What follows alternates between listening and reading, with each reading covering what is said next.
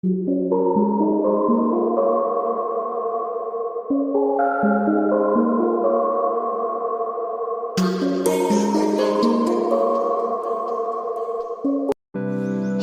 Praise the Lord, shalom, जय मसीह की। प्रभु का धन्यवाद हो। आज मेरा नया विषय है, बाइबल में सूर्य नमस्कार पाप है। मैं फिर से दोहराना चाहूंगा, बाइबल में सूर्य नमस्कार पाप है। Many people ask me about yoga.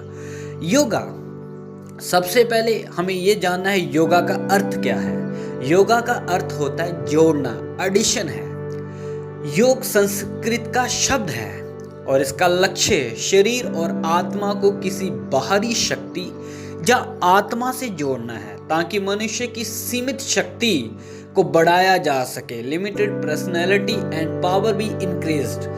तो हम देखते हैं ऋषि मुनियों द्वारा प्राचीन समय से सिखाया गया योगा आपको किसी योगासन की मुद्रा में किसी मंत्र उच्चारण के साथ किसी से जुड़ने में सहायता करता है।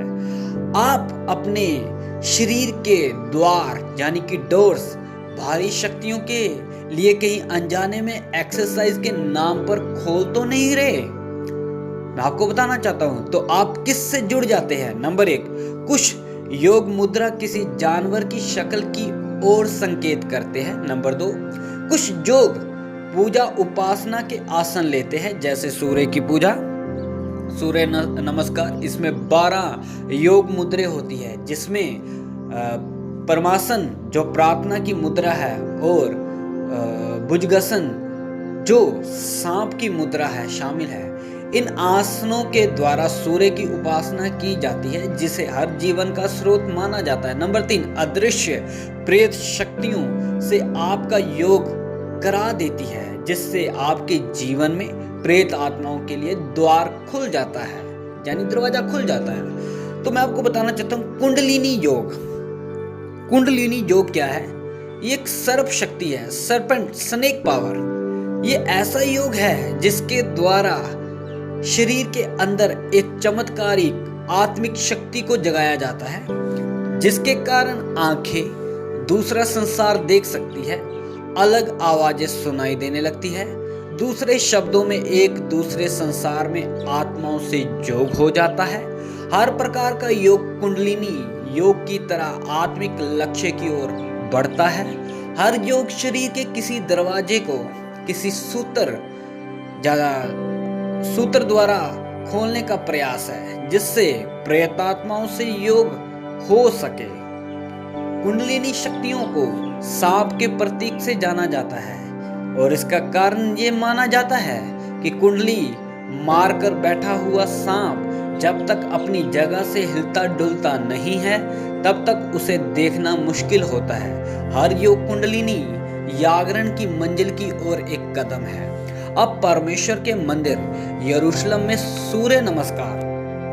तब उसने मुझसे कहा, हे मनुष्य के संतान, क्या तू देखता है कि ये लोग क्या कर रहे हैं? तब वह मुझे यहोवा के भवन के भीतर आंगन में ले गया और वहां यहोवा के भवन के द्वार के पास ओसेरे और वेदी के बीच कोई 25 पुरुष अपनी पीठ यहोवा की भवन की ओर अपने मुख पूरब की ओर किए हुए थे और वह पूर्व दिशा की ओर सूर्य को दंडवत कर रहे थे। इसलिए मैं भी जलजलाहट के साथ काम करूंगा, ना मैं दया करूंगा और ना मैं कोमलता करूंगा। और चाहे वह मेरे कानों में ऊंचे शब्द से पुकारे तो भी मैं उनकी बात ना सुनूंगा। हिजकियेल की किताब, ये हिजकियेल की किताब, उसका 8 अध्याय, उसका 6 वचन, फिर 16, फिर 18। आज मेरा आप लोगों से सवाल, क्या आप योग के बारे में पूर्ण जानकारी रखते हैं? योग के स्थान पर एक मसीह विश्वासी क्या कर सकता है?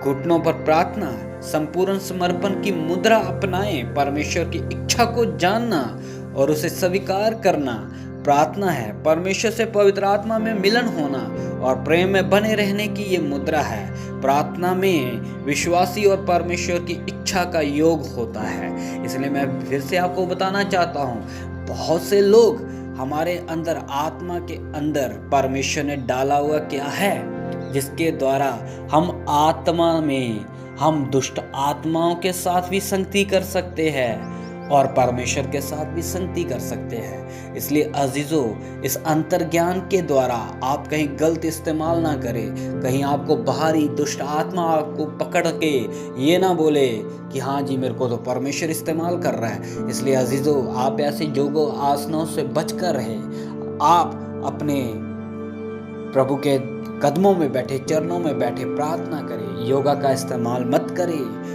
ये एक बहुत बड़ा खतरनाक जाल है शैतान का, जिसके द्वारा लोगों को थोड़ी देर शांति मिलती है।